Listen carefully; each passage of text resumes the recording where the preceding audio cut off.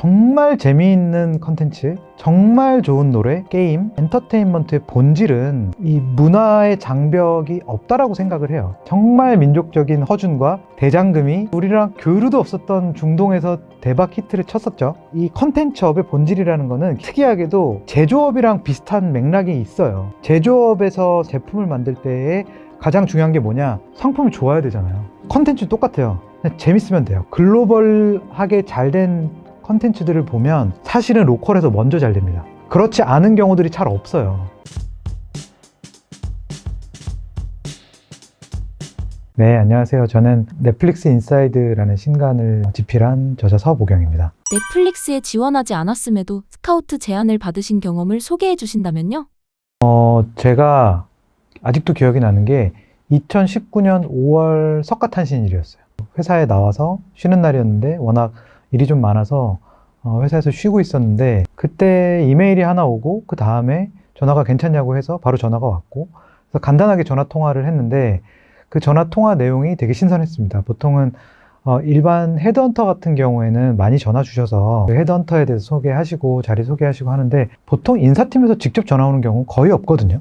그리고 제가 지원한 적도 없는 회사에서 전화가 와서 그래서 일단 제가 처음에는 조금 의심을 했었던 것 같아요. 이게 해외에서 걸려온 전화고 나는 지원한 적도 없는데요 라고 해서 어떻게 알고 전화를 주셨어요? 그랬더니 나중에 이야기하시기를 뭐 중간에서 또 추천을 해주신 분도 계셨던 것 같고 또 회사의 문화 특성상 외부의 헤드헌터나 에이전시를 쓰기보다는 우리한테 꼭 필요한 사람들을 잘 이해해서 그 사람들한테 연락을 드리고 그 프로세스를 이제 진행을 시작하는 거라고 그렇게 설명을 들었고 그런 내용들이 사실은 그 넷플릭스의 문화를 소개하는 여러 가지 책들에도 잘 소개가 돼 있습니다. 일반적인 인터뷰 프로세스 혹은 잡 하이어링 프로세스하고는 많이 달랐는데요. 우선 어떤 업무적인 면을 파악한다라기보다는 거의 대부분의 인터뷰 프로세스 자체가 이 회사의 문화를 잘 이해하고 있고 우리 회사의 문화에 잘 적응할 수 있는 사람인지를 검증하는 형태였었던 것 같아요. 그래서 그 문화를 잘 이해하고 받아들일 수 있는지를 준비하기 위해서 저도 한 3일에서 5일 정도, 일주일 정도 그 회사의 문화를 공부할 수 있는 자료들을 좀 찾아봤었고 그 중에 제가 이제 이 책을 쓰기로 했던 이 책의 근간이 되는 자료 중에 하나인 넷플릭스 컬처 메모라고 2009년에 만들어진 짜리 PDF 파일이고요. 그게 이제 구글에 치면 공개 자료에서 누구나 볼 수 있는데 그걸 보는 것 자체가 굉장히 재밌었던 것 같아요. 보는 125페이지짜리 파일인데도 불구하고 한 장 한 장이 마치 만화책 보듯이 굉장히 재밌었었고 저는 또 특히나 경영 컨설턴트 출신이었기 때문에 이런 굉장히 독특한 기업 문화를 아주 알기 쉽고 재미있게 만들어 놓은 이 컬처 메모 자체가 굉장히 즐겁고 재밌게 읽을 수 있게 느껴졌었고요. 그래서 이 회사 참 재밌고 신기하다 싶어서 이런 회사에서 일하면 어떤 느낌일까 라는 생각이 들었었고 두 번째로는 그때 당시만 해도 사실 한국에서 이런 넷플릭스, 디즈니 플러스 같은 것들이 그렇게 크지는 않았었어요. 그렇지만 굉장히 빠르게 글로벌리 성장하고 있었던 산업이기 때문에 산업에 대한 관심도 있었고 개인적으로도 또 영화나 드라마 워낙 좋아하기 때문에 그런 세 가지 점들이 이 회사에 대해서 굉장히 큰 매력을 느끼게 하는 점이었었고 두 번째로 말씀 주신 대로 바로 빠르게 의사결정을 하게 됐던 데에는 몇 가지 요소들이 있는데 일단 첫 번째는 아까 말씀드렸던 것처럼 이 회사의 문화를 공부하면 공부할수록 신기했는데 그 과정에서 만나 뵀던 인터뷰 프로세스에 계셨던 분들 한 분 한 분도 정말 훌륭한 분들이었었던 것 같아요. 제가 인터뷰를 6차례, 단체 인터뷰까지 포함해서 한 8, 9명이랑 본 걸로 어렴풋이 기억이 나는데 그 과정에서 만났던 한 분 한 분이 정말 어떻게 그렇게 다 하나하나 초롱초롱하고 열정이 넘치시는 분이었는지 이게 그 컬처 메모에 있던 분들을 이렇게 갖다 놨구나라는 생각이 들어서 이분들이랑 같이 일하면 정말 재밌겠다 그런 생각이 들었고 그리고 제가 책에도 조금 말씀을 드렸다시피 제가 생각했던 것보다 고민하지 않을 정도 수준의 굉장히 제너러스한 오퍼를 주셔서 그래서 별로 고민의 여지 없이 바로 그 자리에서 보고 이 숫자가 맞는지 보고 입사 일정 확인해서 그 자리에서 바로 입사를 결정을 하고 사인해서 스캔해서 보냈던 것 같습니다. 외부에서 말하는 넷플릭스의 문화와 실제 입사 후 경험한 문화 간에 어떤 차이가 있었나요? 외부에 있는 많은 책들 저도 다 읽어봤는데 실제로 되나요? 라는 질문도 사실 수백 번 들었습니다. 특히나 컨설턴트 출신이다 보니까 거기에 대한 답을 먼저 드리자면 생각했던 것 이상으로 실제에서 그대로 구현이 되고 있었어요. 그게 너무 신기했어요. 대부분의 제가 경험했던 컨설팅을 했던 수많은 국내외 대기업들 같은 경우에는 외부에서 쓰여진 수많은 책들이 있지만 사실 안에 들어가서 보면 대동소이해요. 크게 다르진 않습니다. 각자만의 문화가 있고 회사의 뭐 레거시가 있고 한데 넷플릭스 같은 경우에는 제가 단언컨대 경험했던 수많은 회사들 중에 가장 독특한 일하는 문화를 가지고 있는 회사였고, 그게 회사 밖에서 혹은 경영진들이 쓰신 책 모든 걸 포함해서 대내외적으로 알려져 있는 넷플릭스라는 회사의 문화가 막상 안에 들어가서 보니까 실제는 제가 상상했던 것보다 훨씬 더 그 이상으로 잘 구현이 되어 있었던 것 같습니다. 첫 번째로는 일하는 방식 중에서 말씀드리고 싶은 거는 이 회사가 어떻게 목표를 정하고 그 목표를 달성하게 하는지에 대한 방법론, 그 다음에 두 번째로도 많이 알려진 게 규칙 없음 같은 책을 통해서 알려진 자유와 책임의 문화. 제가 세 번째로 또 말씀을 드리고 싶은 거는 책에서도 강조했던 컨텍스트 not 컨트롤이라고 알려져 있는 이 맥락을 중요시하는 문화들인데요. 사실 이 여러 가지 문화들이 다 별도 요소가 아니고 이렇게 버무려져 있어요. 굉장히 잘 짜여진 하나의 여러 가지 톱니바퀴들이 모여서 만들어진 굉장히 빠른 스포츠카 같은 그런 느낌이라고 할까요? 그래서 하나씩 말씀을 드려보면 정말 그게 돼요? 이런 얘기를 할 때 외부에서 이제 외부자분들이 쓰신 책들을 많이 읽어보면 뭐 휴가가 무제한이야, 뭐 법인카드가 무제한이야, 뭐 비행기를 마음대로 탈 수 있어, 이런 것들을 굉장히 중시를 하시는 것 같은데, 사실은 그 자율의 그 무제한적인 자율의 정말 중요한 그 다른 반대편 부분은 뭐가 있냐면 그만큼의 책임이 있다라는 거예요. 그래서 제가 첫 번째로 말씀드리는 거는, 그래서 정말 이 회사는 목표가 없어? 에이, 거짓말. 그래도 목표 없는 회사가 어딨어? 그 얘기를 가장 많이 들었는데, 처음에 제가 들어가서 밖에서 읽었던 책에 있었던 이 내용들이 정말일까? 라고 생각을 했을 때 가장 먼저 와닿았었던 게, 저도 제 보스한테 물어봤던 질문이, 진짜 우리 목표 없어? 목표 없어. 그래서 왜 목표가 없어? 목표를 만들면 그 목표만 이루기 위해서 가다 보면 몇 가지 부작용들이 생긴다는 거예요. 일단 각 조직마다 목표가 달라질 수도 있고, 그럼 조직 간의 사일로 현상이 발생을 하면서 조직 간의 뭐 이견이나 정치가 생길 수도 있는 거고, 그리고 또 목표를 딱 정해놓으면 어떨 때는 사실은 뭐 예를 들면 코로나가 터져서 갑자기 산업 자체가 성장을 하게 되면서 목표를 조기에 달성하는 경우가 생길 수도 있죠. 그렇게 되면 사람들은 그 목표까지만 딱 하게 되는 경우들도 있고, 그래서 그런 여러 가지 부작용들을 생각했을 때 우리는 목표를 없이 명확하게 우리가 해야 될 맥락들만 잘 설명해주고 열심히 뛰도록 만들어주는 게 중요해, 그렇게 얘기를 하더라고요, 많은 사람들이. 그래서 그 부분이 첫 번째로 굉장히 신기했었고, 두 번째로 강조를 좀 드리고 싶었던 게 가장 많이 이야기되는 자율과 책임인데, 아까 말씀드렸던 것처럼 실제로 이 자율과 책임이 잘 하기 위한 장치들이 있습니다. 그러니까 그냥 단순히 자율만 주고 알아서 하고 싶은 일 해, 이게 아니고 모든 프로젝트들에 대해서 그 컬처 메모에도 나와 있듯이 한 사람 한 사람이 내가 윗사람들의 지시를 받는 게 아니고 각자가 내가 가지고 있는 프로젝트의 오너로서 스스로 자율적으로 의사결정하고 거기에 대해서 책임까지 지게 됩니다. 근데 이게 굉장히 어떻게 보면 이상적이지만 한편으로는 일반적인 회사에서 반영하기 쉽지 않은 거는 뭐냐면, 대부분의 회사들은 위계 서열과 또 결제 구조라는 것들을 통해서 리스크들을 좀 걷어내고, 이게 또 필요한 이유는 다 잘한 사람들만 있는 게 아니라 뭐 때로는 조금 뭐 도움이 필요하신 분들도 있고, 새롭게 입사하신 분들도 있고, 그 다음에 회사 자체가 워낙 이제 비대해지다 보니까 리스크를 컨트롤하기 위해서 이렇게 결제 구조를 만들어 놓는 경우들이 있는데, 사실은 이런 식으로 모두가 책임을 지게 만들어 놓으면 아무도 책임을 안 지게 돼요. 그래서 명확하게 특정 프로젝트에 대해서, 자, 이 프로젝트 주인은 너, 그러면 여기에 대한 최종적인 의사결정은 네가 다 해. 여기에 대해서 윗분이라고 하면 뭐 직급이 높은 분이 될 수도 있고, 해외에 있는 분이 될 수도 있고, 아랫사람이나 옆에 동료들이 줄 수도 있고, 이런 피드백들을 막 줄 수는 있지만 결국 그 피드백들은 그냥 받아서 듣는 거지, 결국 최종적인 의사결정은 이 인폼드 캡틴이 하게 되거든요. 그럼 거기에 대한 의사결정에 대한 책임도 이 사람이 같이 지게 되는 겁니다.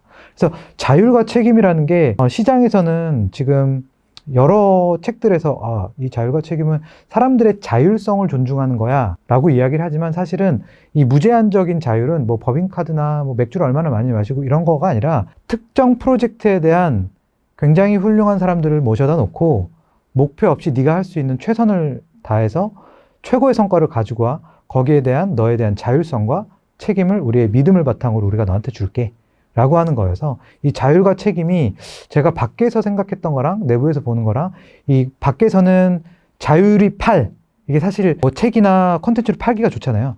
그래서 자율이 8, 책임이 2 정도의 비율이라 그러면 안에서 들어갔을 때 봤을 때는 오히려 책임감이 8, 그 다음에 그걸 잘 해내기 위한 자율이 2, 이 정도라고 보여졌었던 것 같습니다. 그게 두 번째고, 세 번째가 이제 맥락과 통제에 대한 내용인데, 대부분의 기업들은 아무리 자율성을 강조한다 그래도 어쩔 수 없이 기업의 규모가 커지다 보면 맥락에 대한 내용은 전체에서 한 1, 2, 그 다음에 통제를 하기 위한 여러 가지 장치들이 생겨요. 그래서 이런 내용은 어떻게 작성을 해야 되고, 몇 페이지로 해야 되고, 현장에 나갈 때는 뭐 데이 플러스 6 안에 어떻게 해야 되고, 이런 것들이 점점 정해지기 시작하면서 기업의 속도가 느려지게 됩니다. 빠르게 반응할 수가 없게 되는데, 재밌는 거는 넷플릭스라는 회사는 경력직들을 중심으로, 하이퍼포머들을 중심으로 데리고 오다 보니까 일단 그런 부분들을 믿고 맡겨버려요. 그래서 리더분들이 하는 일들, 이제 컨텍스트나 컨트롤이 메모에 있는 얘기들을 제가 한번 현장으로 가지고 와 보면 예시적으로 컨텍스트 낫 컨트롤에서 컨텍스트에 리더들이 투자하는 비율이 일반적인 회사들이 5, 10이에요. 예를 들면 우리 PD님 지금 대표이사님이랑 한 달에 뭐 몇 번 얘기하세요? 한 뭐 전체로 따지면 업무량 중에서 한 5 정도 얘기하시겠죠? 전체 업무량에서. 아주 일반적인 케이스입니다. 일반적인 기업들도 그렇고. 근데 넷플릭스에 계시는 일정 이상 되시는 고위 임원분들이 본인의 시간을 가장 많이 쓰는 부분들이 컨트롤이 아닌 컨텍스트예요. 그래서 우리가 예를 들면 이번에 우리 회사의 디자인을 쭉 바꿔서 어떤 문화를 새롭게 도입을 하기로 했어 라고 하면 뭘 해야 돼? what to do가 아니라 why에 대해서 정말 지겨울 때까지 얘기를 하세요. 자, 이번 주에 막 3시간씩 워크숍 하고 한 거 또 다음 주까지 막 Q&A 받아가지고 그 다음 주에 또 하고 그 새로운 이니셔티브 들어오면 또 하고 그런 식으로 맥락을 여러 가지 관점에서 모든 사람들이 오케이 이제는 다들 이해했지. 그게 될 정도까지 충분히 맥락 공유에 시간을 쓴 다음에 그 다음부터는 자, 다들 이해됐지? 자, 그럼 헤쳐 모여 나가서 get back to work. 그래서 그때부터는 각자가 가지고 있는 영역의 전문성 최대한 활용해서 우리가 그동안 얼라인을 했던 이 맥락을 가지고 현장에 나가서 어떻게 할 건지는 알아서 개인의 판단을 가지고 우리가 성과 체크 안 할 테니까 최고의 판단력을 가지고 목표 설정 스스로 알아서 해서 최고의 성과 가지고 와. 이렇게 움직이게 되는 겁니다. 그러니까 사실은 일반적인 회사들보다 의사결정의 속도도 굉장히 빠르고 실행에 대한 속도도 굉장히 빠르고 성과도 잘 나올 수밖에 없는 거죠. 이러한 시스템을 시도한 국내 기업들도 많이 있는데 대체로 실패로 끝난 이유가 무엇일까요? 중요한 질문이신데 일단 한 두어 가지 정도의 중요한 차이점들이 있는 것 같습니다. 일단 국내에서 가장 중요한 거는 국내는 미국의 실리콘밸리 회사들처럼 노동의 유연성을 가져가기는 힘들어요, 현실적으로. 그리고 그런 와중에 이제 문화적으로 최고 성과를 보장하기 위해서 최고 수준의 급여를 한 번에 보장을 해주면서 데리고 오기도 쉽지는 사실 않아요. 그래서 이런 부분들을 어떻게 국내 기업에 반영을 할지에 대해서 저도 많은 경영자분들이랑 논의를 하면서 이야기를 하고 있고요.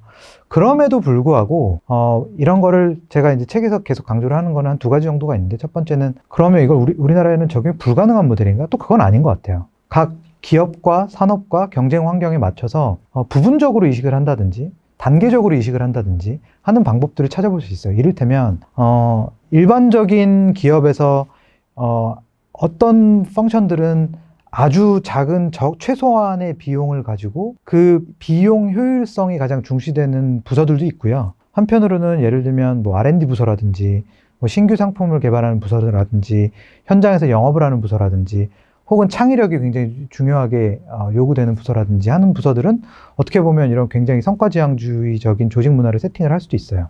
그래서 그거를 우리 조직과 우리 환경에 어떻게 맞게 가져갈 거냐에 대한 고민이 좀 필요할 것 같고, 두 번째로는 이런 환경 속에서도 예를 들면 하방에 대해서 우리가 좀 막혀있기 때문에 넷플릭스 같은 문화를 그대로 가져올 수는 없지만, 이를테면 우리가 늘 이야기하는 이 파레토 법칙, 어떤 조직이든 한 상위에 20% 정도는 고성과자들이 있고 한 40% 정도는 그걸 따라가면서 맞춰주시는 분들이 있고 나머지 40% 정도는 조금 뭐 천천히 가자 하시는 분들도 계시고, 좋게 이야기하면 아마 이 채널을 보시는 분들은 대부분 상위 20%에 계시는 분들이겠지만, 이분들의 가장 큰 문제는 뭐냐면 내가 아무리 열심히 해도 열심히 하면 열심히 할수록 일만 많아지고 거기에 대한 충분한 보상은 돌아오지 않는다는 거예요. 그래서 제가 한국 기업 문화에 도입을 해볼 수 있는 방법들을 좀 생각을 해보자면 이 두 가지를 합친 건데, 부분적으로 할 수 있는 혹은 단계적으로 할 수 있는 부분들을 찾아보시고 우리 기업의 환경에 맞는, 두 번째로는 노동 유연성을 우리가 단기간에 해결할 수 없는 문제라고 하면 최소한 그 상위 20%에 있는 우리 채널 구독자분들 같은 경우, 그런 분들이 정말 신나서 일할 수 있게 하는 인센티브 구조들을 만들어서, 이를테면 우리나라에서는 아무리 잘하는 대기업이라 하더라도 정말 일 잘하시는 S등급 분들 연봉에 잘 받으면 50%에서 100% 받죠. 근데 미국처럼 혹은 넷플릭스처럼 혹은 뭐 실리콘밸리에 있는 스타트업들처럼 대부분의 사람들, 80%의 사람들은 뭐 잘 받으면 20%에서 30%, 많이 받으면 50% 이런 정도 인센티브가 돌아간다고 한다면, 정말 탑 1, 2 정도에 있는 회사를 움직이시는 분들은 5억, 10억 받아서도 회사가 50억, 100억을 벌 수 있다라고 한다면, 그런 구조들을 한번 단계적으로 뭐 위험하지 않은 선에서 도입해 보는 것도 이 넷플릭스 책을 통해서 한번 배워볼 수 있는 점인 것 같습니다. 해외 기업들은 어떻게 움직이고 있으며 한국 경제에 미칠 영향은 무엇일까요? 사실은 이 책을 읽으시는 분들이 두 가지 반응이 좀 있으세요.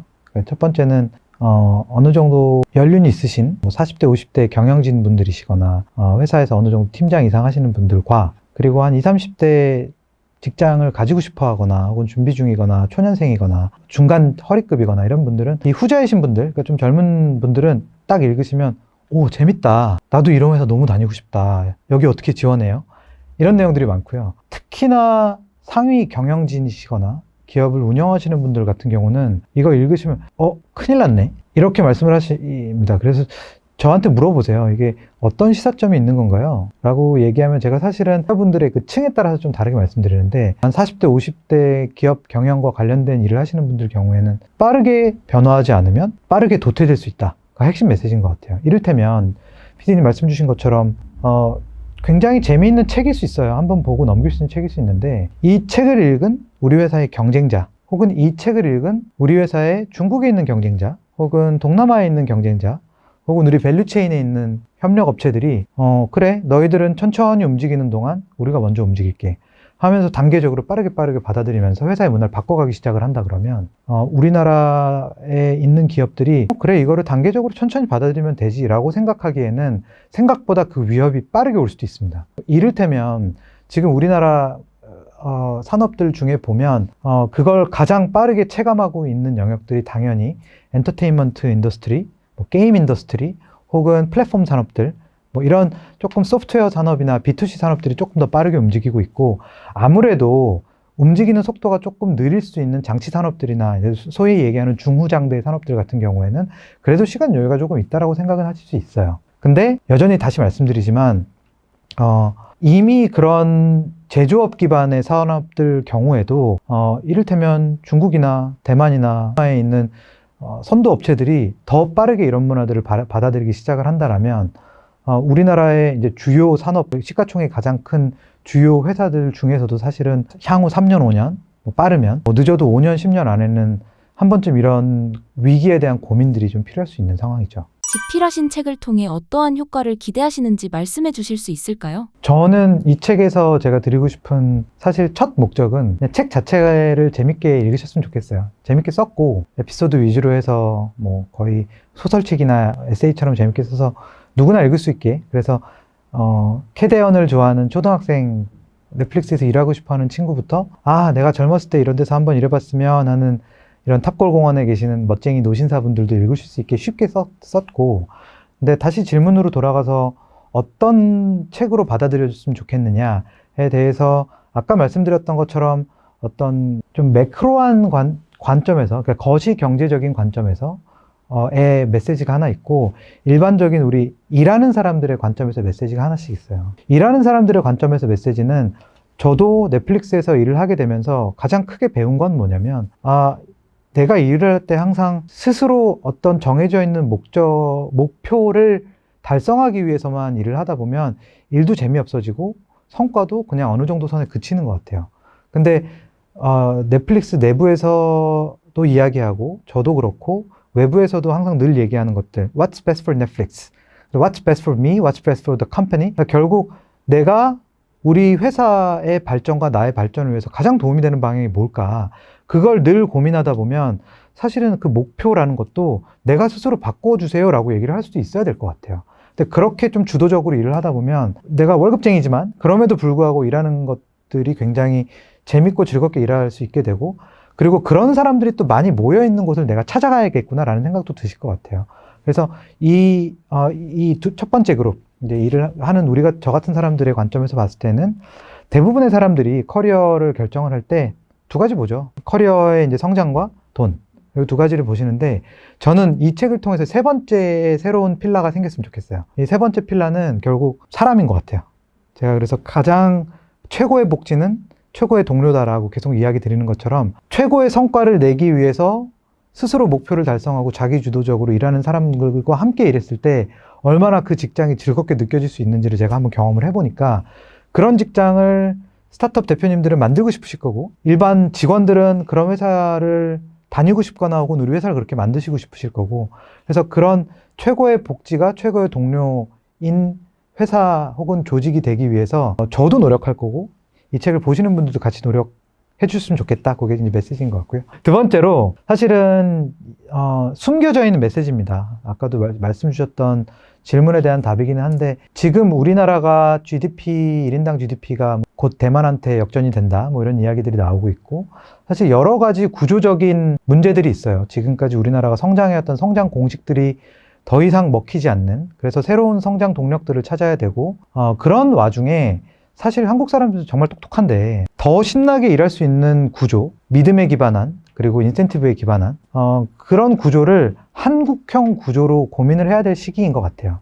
지금까지가 우리가 개발도상국에서 우리가 흔히 얘기하는 빠르게 성장하는 성장국에서 이제는 넥스트로 넘어가기 위해서는 한 번쯤 우리가 치고 나가야 되는 딱 그 순간이 지금 와 있는 것 같아요. 우리나라의 큰 기업들이. 그런 상황에서 지금까지의 이런 조직 문화 가지고는 치고 나간다기보다는 그냥 기존에 있었던 조직의 현상들을 유지하는 정도 수준일 것 같고, 그래서 제가 아까도 말씀드린 것처럼 지금 당장 뜯어고칠 수 있는 게 많지 않아. 그래서 난 못하겠어, 적용 못하겠어 라고 생각하시지 마시고, 아까 조금 넷플릭스에 좀 더 긍정적인 방향으로 넷플릭스식 일하는 문화를 받아들일 수 있는 방법들을 고민해 보면 좋을 것 같고, 거기서 제가 한 가지 팁을 드리는 건 아까도 말씀드렸던 것처럼 소수의 특정 분야에 꼭 이런 초고성과 조직들이 필요한 조직들을 잘 찾아보고, 그리고 그 사람들을 대상으로 해서 뭐 일정 부분 회사 입장에서는 뭐 고정급을 조금 줄이는 한이 있더라도 성과에 기반해서 성과금을 드라마틱하게 좀 많이 올려준다든지 하는 식으로 해서 아까 우리가 서두에 말씀을 나눴던 상위 10%, 20% 혹은 상위 1%, 2%가 될 수도 있습니다. 회사에 따라서. 그런 분들이 정말 신나서 일했을 때 일한 만큼 또 가져갈 수 있고, 회사도 그에 맞춰서 같이 클 수 있는 그런 구조를 이제는 조금씩 고려해보고 적용할 수도 있는 그런 시점인 것 같아요. 이런 거를 잘하는 회사들이 있어요. 한국에도. 예를 들면 이 각 영역마다 있는데, 이를테면 금융권에서는 메리츠, 그 다음에 토스, 또 리테일에서는 쿠팡, 뭐 하이브, 이런 회사들이 굉장히 잘하고 있고, 그런 회사들이 물론 뭐 넷플릭스처럼 일한다라기보다는 이런 철학들을 좀 공유하고 있는 것 같거든요. 반대로 그 회사들의 경쟁사들 한번 생각해 보세요. 아마 그 회사들은 조금씩 위협을 느끼고 계실 거예요. 경영진 분들이. 그래서 지금 당장 우리 회사, 우리 조직, 우리 산업에는 맞지 않는 책이야 라고 생각을 하실 수도 있지만, 그게 결국은 조금씩 계속 이제 확산이 될 거고, 그 관점에서 우리가 토스의 경쟁자인 어떤 회사 혹은 쿠팡의 경쟁자인 어떤 회사처럼 성장이 둔화되는 상황을 겪기 전에 이제는 잠깐 정비하고 다시 치고 나갈 수 있는 그런 조직 세팅을 다시 한번 고민을 해볼 시기라고 생각합니다. 넷플릭스에서 K 컨텐츠가 가진 차별적 강점은 무엇으로 평가되었나요? 네, 이건 사실 뭐 넷플릭스만 가지고 이야기할 건 아니고, 전반적인 K 컨텐츠, 특히 K 드라마, 그 다음에 K 팝 같은 것들이 왜 유독 전 세계적인 인기를 끌고 있는지. 이를테면 제가 어렸을 때, 제가 초등학교, 중학교 때만 해도 사실 홍콩 영화, 그 다음에 일본 드라마, J-팝 이런 것들이 전 세계 최고였어요. 아시아권에서는. 근데 어느 순간 지금 한국이 거의 패권을 주도하고 있죠. 물론 5년, 10년 뒤에 바뀔 수 있을 거라고 생각합니다.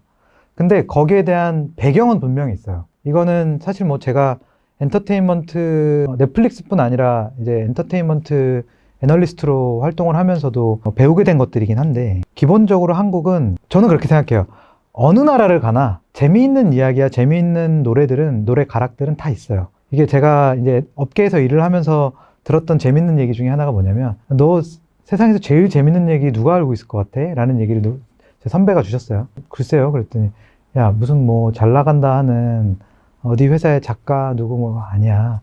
아마 저기 히말라야에 있는 80세 할머니가 세상 재밌는 얘기 다 알고 있을걸? 재밌는 이야기 자체는 어디에나 다 존재해요. 재밌는 노랫가락도 다 존재합니다. 근데 그걸 어떻게 가지고 와서 프로덕트로 만들어내고 그거를 사람들이 좋아할 수 있도록 패키징을 잘 하느냐. 결국은 그게 이제 프로듀싱이 될 수도 있고 프로덕션이 될 수도 있고 마케팅이 될 수도 있겠죠. 그 관점에서 시작을 좀 해볼게요. 일본과 중국, 이제 주변국들을 중심으로 시작을 해보면 저는 여전히 중국의 99부작 삼국지를 너무 사랑하고요. 여전히 일본 애니메이션, J-POP 좋아하고, 그런데 이 두 개 마켓에 굉장히 독특한 특징이 있습니다. 일본은 아시아 최대 경제대국, 중국은 전 세계에서 가장 인구가 많은 나라 중에 하나. 그러다 보니 이 두 개 시장 같은 경우에는 굉장히 훌륭한 탤런트들이 많음에도 불구하고 내수 시장이 가장 핵심이에요. 일단 내수에서 잘 터지면 먹고 사는 거예요. 영화 하나가 중국에서는 그냥 잘 터지면 10억 명이 보는 거고, 일본은 우리나라의 GDP의 몇 배이기 때문에, 그래서 이런 시장들에서는 기본적으로 모든 엔터테인먼트 산업, 이건 단순히 뭐 드라마나 영화뿐만이 아니라 팝이라든지 아니면 게임이라든지 뭐 이런 여러 가지 엔터테인먼트의 밸류체인에 있는 모든 산업들이 일단은 먼저 내수 산업에 집중을 하게 됩니다. 그러다 보니까 지난 한 20, 30년 정도 사이에 굉장히 내수 중심으로 발전을 해온 거예요. 근데 한국으로 다시 돌아와 볼게요. 한국 인구 5천만 명, 중국의 거의 뭐 20분의 1도 안 되죠. 그런데 한국 같은 경우에도 초기 시작은 사실 내수였어요, 당연히. 저 어렸을 때만 해도 그냥 KBS 주말 드라마, 9시 드라마, 뭐 10시 드라마 이런 거였고, 그게 전체 드라마의 프로덕션 코스트를 메워줄 수 있는 가장 큰 광고 수입, 그게 끝이었어요. 근데 어느 시점에 이제 변곡점이 오기 시작하는 게 2000년대 초중반, 이제 겨울연가 가을동화 같은 것들이 터지기 시작을 하면서 이 작았던 내수 시장이 해외에서 먹히네? 라는 것들이 이제 한국의 많은 제작자분들이 새로운 땅을 알게 되기 시작을 한 거예요. 새로운 기회가 있구나. 그때부터 어떤 내용이 터지기 시작하냐면, 그 시점을 기점으로 해서 드라마, 그 다음에 팝, K-팝, 그 다음에 한국 게임까지 이 범 K-컬처가 사람들이 이제 뭔가 만들기 시작을 하면 머릿속에 한 절반 정도는 국내에서 어떻게 잘 팔리게 하지? 두 번째, 해외 바이어들 만났을 때 해외 바이어들한테 어떻게 이게 어필이 되지? 그런 생각을 하게 되는 거예요. 근데 그러는 동안 일본이나 중국에 있었던 제작자들은 뭐 우리는 어차피 내수 시장이 워낙 크니까 그거는 잘 되고 나서 고민해보지. 이 순서가 좀 바뀐 거예요. 그래서 그때부터 조금씩 이제 커왔던 거고, 한국 드라마나 K-팝 같은 경우에는 사실 어떻게 보면 조금 더 늦게 터졌어요. 오히려 이런 것들이 바로바로 적용될 수 있는 영역은 게임이었어요. 그러다 보니까 예를 들면 넥슨, 해외에서 차지하는 게임 비중이 뭐 이미 10몇 년 전부터 전체 매출의 절반 이상을 차지하고, 우리나라에 있는 수많은 게임 회사들이 항상 게임을 만들 때 중국이나 이제 선진 시장들을 먼저 가려고 하고, 요거는 이미 한 15년 전부터 굉장히 일반화됐었고, 그 이후에 K-팝이 터지기 시작한 것들은 이제 스트리밍 서비스라는 것들이 들어오기 시작을 하면서 2010년대 초반 정도부터 한국의 음반 제작자들이 이제 해외로 나가기 시작을 하는 게 2000년대 후반 혹은 2010년대 초반 정도부터 스트리밍 서비스의 확대와 함께 동시에 이제 커지기 시작을 합니다. 근데 비슷해요. 마찬가지로 일본이나 중국 들어보면 일단 내수 고객들이 좋아할 만한 것들을 먼저 만들고, 그 중에서 잘 된 것들을 해외에 팔다 보니까 아무래도 이 밸런스가 조금 달라졌던 것 같습니다. 그러다가 이제 2010년 정도를 전후로 2010년에서 15년 사이 비디오 스트리밍 플랫폼하고 LTE, 4G가 들어오기 시작을 하면서 영상 콘텐츠들도 이제 확산을 하기 시작을 한 거예요. 사실 이전까지 생각을 해보면 케이블 TV, 드라마 같은 것들은 사실 전부 판권 팔고 해당 지역에 있는 이 방송사들한테 권한을 파는 거였어요. 근데 이제 유튜브나 뭐 넷플릭스나 이런 스트리밍 플랫폼들이 들어오기 시작을 하면서 사실은 한국 콘텐츠가 그동안 준비해왔던 것들이 갑자기 꽃을 피울 수 있는 시대가 된 거죠. 그래서 앞으로 어떻게 될 거냐? 저는 여전히 이제 한국 콘텐츠의 르네상스가 막 시작을 하는 거라고 생각을 하고요. 글로벌 스트리밍 회사들 혹은 콘텐츠 회사들, 뭐 뮤직 스트리밍 회사들, 게임 회사들 이렇게 만나보면 그냥 한국 사람들이 아무래도 작은 시장에서 한 20년 가까이를 이렇게 준비를 계속 해오다 보니까 해외 사람들이 뭘 좋아하는지 가장 잘 알고, 그래서 K 콘텐츠가 우리의 넥스트 먹거리다. 그런 얘기들을 하시는 분도 굉장히 많고, 그래서 저는 5년, 10년을 놓고 봤을 때 한국의 컨텐츠 시장은 앞으로도 계속 우상향할 거라고 생각을 하고 있습니다. 어떻게 이런 한국적인 컨텐츠가 글로벌 시장에서 좋은 반응을 일으킬 수 있었을까요? 이 질문에 대해서 우리가 돌아가서 한번 다시 생각해 봐야 될 이야기가 뭐냐면, 가장 민족적인 것이 가장 세계적인 것이다라는 명언이 있잖아요. 말씀하신 것처럼 정말 재미있는 컨텐츠, 정말 좋은 노래, 정말 좋은 게임, 이런 엔터테인먼트의 본질은 이 문화의 장벽이 없다라고 생각을 해요. 허준과 대장금이 교류도 없었던 중동에서 대박 히트를 쳤었죠. 이 컨텐츠업의 본질이라는 거는 기본적으로 이 제조업이랑 비슷한 맥락이 있어요. 뭐냐면 제조업에서 제품을 만들 때에 가장 중요한 게 뭐냐? 상품이 좋아야 되잖아요. 컨텐츠는 똑같아요. 어떤 컨텐츠가 됐든 문화 컨텐츠는 그 문화 컨텐츠 자체가 그냥 재밌으면 돼요. 그래서 사실은 글로벌하게 잘 된 컨텐츠들을 보면 사실은 로컬에서 먼저 잘 됩니다. 그렇지 않은 경우들이 잘 없어요. 근데 사실 이번에 캐대언 같은 경우에는 사실 미국에서 제작이 됐기 때문에 그런 경우고, 한국 컨텐츠 중에 세계적으로 잘 된 컨텐츠들 볼게요. 사랑의 불시착, 혹은 오징어 게임, 여러 가지 넷플릭스 컨텐츠도 있고, 예를 들면 부산행. 한국에서 먼저 빵빵빵 터지고 난 이후에 갑니다. BTS, 블랙핑크, 그 다음에 전 세계적으로 잘 팔리는 배틀그라운드 게임, 던전 앤 파이터, 이런 게임들 보면 사실은 이게 한국적이어서 잘 터졌다라기보단 그냥 그 로컬 시장에서 로컬 사람들이 정말 재밌다라고 얘기를 하면 어디다 갖다 놓든 사람들이 보는 거는 다 유니버설, 비슷하다고 생각을 해요. 음식도 마찬가지고. 그래서 저는 한국적이기 때문에 잘 됐다라는 게 어떻게 보면 반은 맞고 반은 틀릴 수 있는 게, 가장 민족적으로 그 나라 사람들이 재밌어 하는 걸 만들었더니 사실은 문화의 경계를 넘어서 어떤 민족에 갖다 주더라도, 어떤 문화권에 갖다 주더라도 비슷하게 잘 될 수 있다는 거는 결국 그 컨텐츠의 잠재력 자체가 다른 컨텐츠들보다 우수했기 때문이라고 생각을 합니다.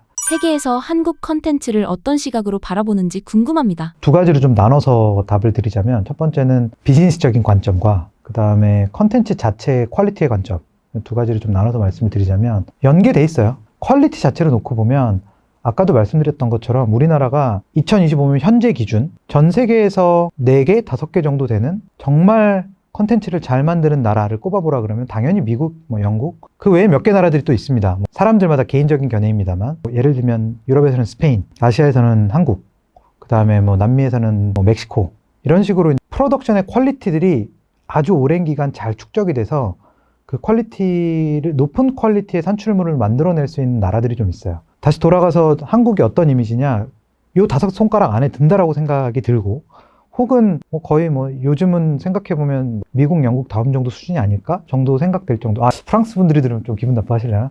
개인적인 생각입니다. 그래서 그 컨텐츠의 퀄리티적인 면을 아까도 말씀드렸던 것처럼 어떻게 보면 문화 약소국이었던 나라가 20년 사이에 문화 강대국이 돼버린 상황인데, 그 기간에 있었던 수많은 성공 사례들이 쌓이면서 자연스럽게 레벨업이 된 거예요. 웹툰 나 혼자만 레벨업처럼 혼자 그냥 열심히 키우다 보니까 나 혼자만 레벨업이 된 상황입니다. 그런 상황에서 이제 비즈니스로 한번 넘어와 볼게요. 비즈니스에서는 한국의 이 제작 환경이 아직은 다른 나라들 대비 굉장히 경제적이에요. 물론 어떻게 보면 이거를 개선돼야 된다라고 얘기하시는 분들도 있지만, 그냥 기본적으로 저는 한국 사람들 특성인 것 같아요. 부지런하고 빠르고, 일단 시키면 빨리빨리 해서 내일 아침까지 해오고, 투덜투덜 하면서도 훌륭한 거 해오고, 그러다 보니까 상대적으로 이 컨텐츠 산업이 100년씩 돼 있는 이제 서구권 국가들 대비 굉장히 빠르게 하이 퀄리티 컨텐츠를 무리 없이 찍어낼 수 있는 이런 프로세스와 인프라들이 갖춰져 있는 거예요. 그러다 보니까 우리가 흔히 이야기하는 ROI, Return on Investment, 가성비가 훌륭한 컨텐츠가 되는 거죠. 그래서 작은 나라가 문화 약소국에서 문화 강대국이 되기까지의 과정을 통해서 굉장히 빠른 속도로 굉장히 경제적인 가격으로 훌륭한 콘텐츠를 각 분야별로 뽑아낼 수 있는 상황이 돼 있기 때문에, 한국은 콘텐츠 크리에이터들이나 혹은 제작자나 혹은 투자자들 관점에서는 이 문화 측면에 있어서만큼은 굉장히 가성비가 높고 잠재력이 높은 시장이라고 보고 있을 거예요. 제 생각에는 이런 부분들은 제가 이제 투자회사에 있을 때도 월스트리트 투자자분들이랑 이야기를 해보더라도 다 굉장히 비슷한 수준으로 이해도가 형성이 돼 있는 것 같습니다. K 컨텐츠가 폭발하던 시기 이를 바라보는 넷플릭스의 시각은 어땠나요? 내부의 영업 비밀에 해당하는 내용들까지 제가 말씀드리기는 어렵고, 다만 그냥 당시에 있었던 2019년, 20년, 21년 딱 요 코로나 시기에 한 3년 정도 기간 동안에 전반적인 업계의 분위기는 어떻냐면, 아까도 말씀드렸던 굉장히 좋은 퀄리티의 컨텐츠는 준비가 돼 있다. 근데 그 사이에 쉽게 뻗어나갈 수 있었던 게임이나 K-팝, 여기에는 몇 가지 이유가 있어요. 번역이 쉬워요. 통번역이 필요가 없어요. 근데 드라마 컨텐츠는, 혹은 영화, 드라마, 영상 컨텐츠는 아무리 우리가 좋은 퀄리티의 영상을 만든다고 하더라도 예를 들면 미국에 있는 사람들 중에 생각보다 문맹률이 높습니다. 그래서 미국 사람들 중에서는 자막을 안 보는 사람의 비중이 굉장히 높아요. 이거는 미국뿐 아니라 다른 나라들도 마찬가지입니다. 중국도 비슷하고, 자막을 보지 않는 나라의 사람들이 생각보다 꽤 많습니다. 대학을 나오지 않은 사람들이 많은 나라도 굉장히 많고, 그런 상황에서 사실은 그 전까지는 영상 콘텐츠에 자막만 떨렁 달아서 나가는 게 어떻게 보면 약간 이 시장에 한계가 있었던 거예요. 근데 글로벌 OTT들이 들어오기 시작을 하면서, 넷플릭스뿐 아니라 뭐 디즈니도 마찬가지입니다만, 그래? 그러면 우리는 해외 자본을 가지고 훌륭한 더빙을 달아줄게. 훌륭한 자막도 조금 더 하이 퀄리티로 달아줄게. 뭐 여러 가지 뭐 마케팅이나 이런 것들도 해외 사람들이 좋아할 만한 것들을 우리가 가져와 줄게. 그럼 사실은 제가 생각할 때는 이미 퀄리티는 준비가 돼 있었던 것 같아요. 예를 들면 10년도 넘었지만 뭐 별에서 온 그대 너무 잘 만들었잖아요. 예를 들면 시크릿 가든, 사실은 준비가 안 되어 있었던 상황에서도 자막만 달고 나가서도 엄청난 수백억 원어치의 매출을 올렸던 작품들이 이미 지난 20년 동안 있었어요. 달릴 준비가 돼 있었는데 스타트 신호가 없었던 그런 상황에서, 사실은 어떻게 보면 이런 글로벌 사업자들이 한국에 와서 날개까지 달아준 거죠. 그래서 한국을 보는 시선이 어땠었냐라고 하면, 사실 처음에는 좀 반신반의했죠. 특히나 한국 컨텐츠에 투자하는 파란 눈의 외국인들이 봤을 때는 내가 봤을 땐 이해가 안 되는 컨텐츠들이에요.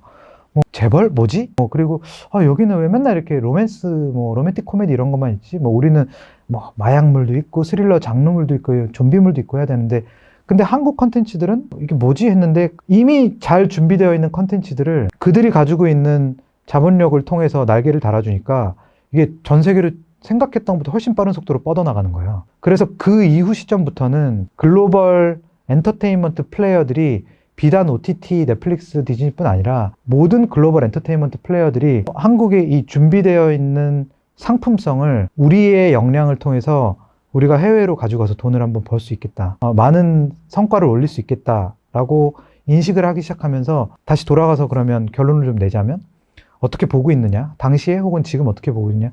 당시도 그렇고 지금도 그렇고 똑같아요. 아까도 이야기했던 것처럼 좋은 퀄리티가 빛나지 않고 있었으나 굉장히 가성비가 좋아서, 그럼 우리가 들어와서 전 세계적으로 한국 콘텐츠를 팔아줄게. 그래서 제가 계속 이야기하는 문화의 르네상스가 이제 막 시작을 하는 것 같다. 앞으로도 최소한 5년, 10년 정도는 그렇게 될 것 같다.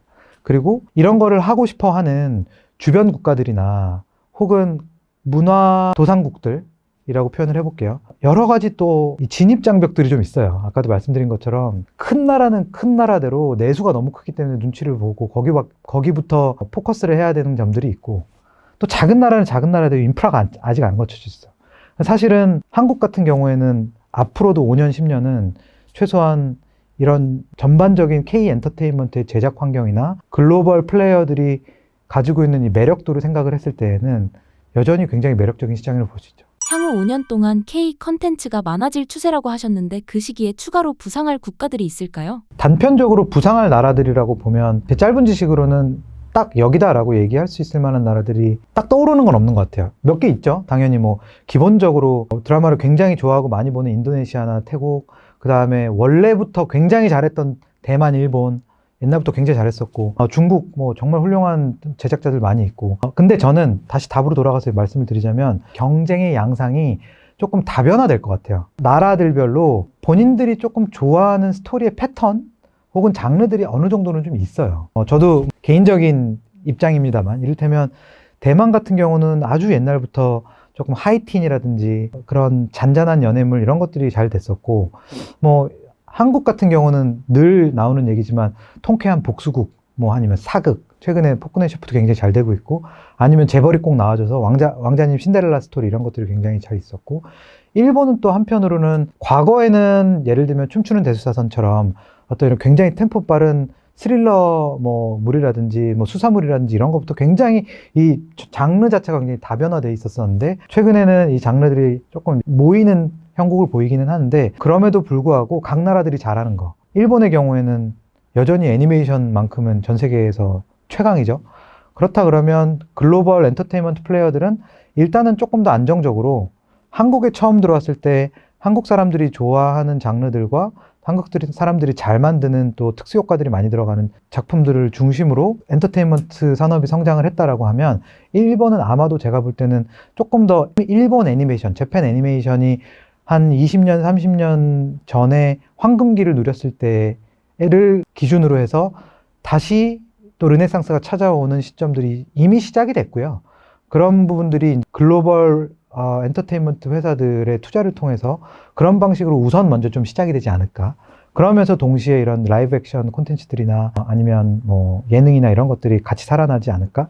좀 순서가 다르게 될 것 같고, 대만 같은 경우에는 또 대만 사실 뭐 드라마 굉장히 잘 만들거든요. 그래서 대만 같은 경우는 한국이 밟았던 절차들을 비슷하게 따라가되, 대만 같은 경우에는 좋은 타이틀, 좋은 컨텐츠들이 만들어지면 사실은 또 가장 큰 수요 시장 중에 하나가 본토 중국입니다. 그래서 결국은 한국이 만약에 성장을 했던 이 패턴과는 또 다른 형태로 일단 대만에서 투자가 이루어지고 그게 본토 중국에서 활성화되고 그런 것들이 또 다시 서양으로 한번 건너서 이렇게 가는 형태로 진화를 하게 되지 않을까? 그래서 뭔가 중국인들도 좋아하면서 서양 사람들도 좋아하는 컨텐츠들이 조금 새로운 포맷으로 만들어지지 않을까. 저도 어떤 포맷으로, 제가 컨텐츠 전문가는 아니기 때문에, 그래서 어떤 포맷으로 진화를 하게 될지는 굉장히 재밌는 관전 포인트일 것 같습니다. 마지막으로 구독자분들께 한 말씀 부탁드립니다. 저도 개인적으로 여러 가지 K 컨텐츠들의 게임, 음악, 드라마를 좋아하는 팬으로서도 같이 말씀을 나누고 싶은 얘기는 뭐냐면, 결국은 대한민국이 지금 시점에서 선진국의 문턱을 막 넘어온 이제 시점에서 우리의 후배들, 또 우리의 또 자녀 세대들이 더 잘 살고 행복한 나라가 되기 위해서 국가가 발전해야 되는 몇 가지 핵심 성장 산업 드라이버들이 있을 거예요. 저는 단언컨대 저의 믿음은 K 컨텐츠가 굉장히 유리한 지점에서 우리나라의 국부를 창출해 줄 수 있는 정말 중요한 산업 분야라고 생각을 합니다. 그래서 이 채널을 구독하시는 분들도 그렇고, 혹은 정재계에 계시는 분들도 그렇고, 지금까지 우리나라가 어떻게 보면 상대적으로 저렴한 노동력과 아주 높은 근로시간과 또 열심히 일하는 민족성을 가지고 열심히 땀 흘리면서 일궈온 나라라고 한다면, 앞으로의 5년, 10년, 20년 우리의 후배 세대, 자녀 세대들에게는 이런 우리나라 사람들이 좋아하는 거, 맛있는 거 먹고, 재밌는 거 보고, 또 재밌는 얘기 많이 들려주고, 이런 걸 할 수 있는 코리아 엔터테인먼트 산업을 통해서 우리나라의 중장기적인 성장의 하나의 힌트를 찾으셨으면 좋겠습니다.